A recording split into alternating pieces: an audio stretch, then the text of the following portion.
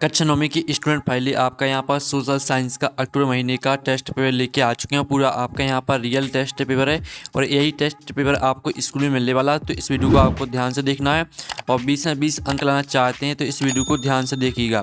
साथ ही इस वीडियो को आपको अपने दोस्तों तक शेयर कर देना है जिससे वो भी 20 में 20 अंक ला सकें। ठीक है, तो आप यहाँ पर इस वीडियो को अपने दोस्तों तक जरूर शेयर कर दीजिएगा और साथ ही वीडियो को आपको लाइक कर लेना है। ठीक है, चैनल को सब्सक्राइब जरूर कर लीजिए। आपको यहाँ पर चैनल को सब्सक्राइब करके रख लेना है क्योंकि जो आपकी अर्धवार्षिक परीक्षा होने वाली अर्धवार्षिक परीक्षा के रियल पेपर भी आपको इसी पर मिलने वाले हैं, इसी चैनल पर मिलेंगे। ठीक है, तो चैनल को सब्सक्राइब करके रख लीजिए। साथ ही आप यहाँ पर देख लीजिए मंथली टेस्ट अक्टूबर 2025 subject social science class 9 marks आपका 20 अंक रहेगा। टाइम आपका 1 घंटे रहने वाला है। तो हमने आपको पहले ही बता दिया अर्धवार्षिक परीक्षा के पेपर के लिए आपको इस चैनल को सब्सक्राइब जरूर कर लेना है। ठीक है, सही विकल्प चुनकर लिखिए जो कि आपके 2 नंबर के रहने वाले हैं। तो पहला आता है 1906 में। ठीक है, इंपीरियल फॉरेस्ट रिसर्च इंस्टीट्यूट की स्थापना कहाँ हुई? तो आपका आता दिल्ली, बा आता है आपका देहरादून, सा ऑप्शन आता कोलकाता और दाता मुंबई। तो आपका इसका जो राइट आंसर रहने वाला वो आपका देहरादून हो जाएगा। ठीक है, बा राइट आंसर रहेगा। तो आपको यहाँ पर अच्छे से याद करते जाना है। फिर आपका यहाँ पर दूसरा आता लोकतंत्र बचाओ का नारा 1977 में दिया गया था। तो आपका आता जयप्रकाश नारायण, बा आता है हेमवती नंदन बहुगुणा और सा ऑप्शन आता राधा कृष्णन और दाता ठीक है कर्पूरी ठाकुर। तो जो आपका यहाँ पर दिया गया लोकतंत्र बचाओ का नारा 1977 में दिया गया था। तो इसका राइट आंसर आपका हो जाएगा जयप्रकाश नारायण। ठीक है, आपका आ राइट आंसर रहने वाला है। तो इस तरह से आपका जो दूसरा सही विकल्प है वो भी कंप्लीट हो जाता है। पहले का आंसर आपका देहरादून और दूसरे का आंसर आपका जयप्रकाश नारायण। ठीक है, याद कर लीजिए। और साथ ही आपको यहाँ पर कक्षा 9वीं के ठीक है आपको यहाँ पर कक्षा 9वीं के अक्टूबर महीने की जो मासिक टेस्ट पेपर है वो आपको सभी विषय के आपको हमारे चैनल पर मिल जाएंगे, हमने अपलोड कर दिए हैं। अब चलिए प्रश्न आपका 2 आता है रिक्त स्थानों की पूर्ति की जो कि आपके 2 नंबर के रहेंगे। स्थानांतरित कृषि को डोडो कृषि भी कहा जाता है। तो यहाँ पर स्थानांतरित कृषि को झूम कृषि भी कहा जाता है। ठीक है, आपका यहाँ पर झूम आपका पहले का आंसर रहेगा। आपका यहाँ पर दूसरा आता है लोकसभा चुनाव के लिए देश को डॉट डॉट निर्वाचन क्षेत्रों में बांटा गया। तो लोकसभा चुनाव के लिए देश को 543 निर्वाचन क्षेत्रों में बांटा गया। ठीक है, 543 आपका राइट आंसर हो जाएगा। अब प्रश्न 3 आता एक वाक्य में उत्तर लिखी जो कि 3 नंबर के रहेंगे। पहला आता एक अमेरिकी आदिवासी समूह मुख्य रूप से कौन सी फसल उगाते थे? तो पहले का आंसर आपका हो जाएगा मक्का। ठीक है, मक्का आपका पहले का आंसर रहेगा। फिर आपका यहाँ पर दूसरा आता किसी क्षेत्र के सदस्य की मृत्यु या इस्तीफा देने की स्थिति से खाली क्षेत्र के लिए होने वाला चुनाव क्या कहलाता है? तो दूसरे का आंसर आपका उपचुनाव हो जाएगा। ठीक है, उपचुनाव आपका यहाँ पर आंसर रहने वाला है। फिर आपका यहाँ पर तीसरा आता है सरकार की 3 मुख्य संस्थाओं के नाम लिखिए। तो इसका आंसर आपका हो जाएगा विधायिका।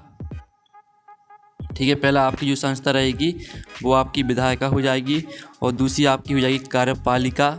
ठीक है, तो आपको यहाँ पर अच्छे से याद करते जाना है। पहली आपकी विधायिका, दूसरी आपकी कार्यपालिका और तीसरी आपकी न्यायपालिका। ठीक है, विधायिका, कार्यपालिका और न्यायपालिका। ठीक है, आपको यहाँ पर अच्छे से याद कर लेना है। सरकार की 3 मुख्य संस्थाएं होती हैं विधायिका, कार्यपालिका, न्यायपालिका।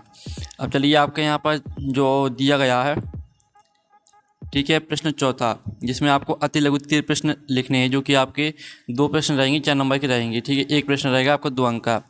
तो आपका पहला आता गद्दी समुदाय किससे कहते हैं या कहाँ रहते हैं? दूसरा आता लोकसभा के लिए आरक्षित सीटों की संख्या लिखिए।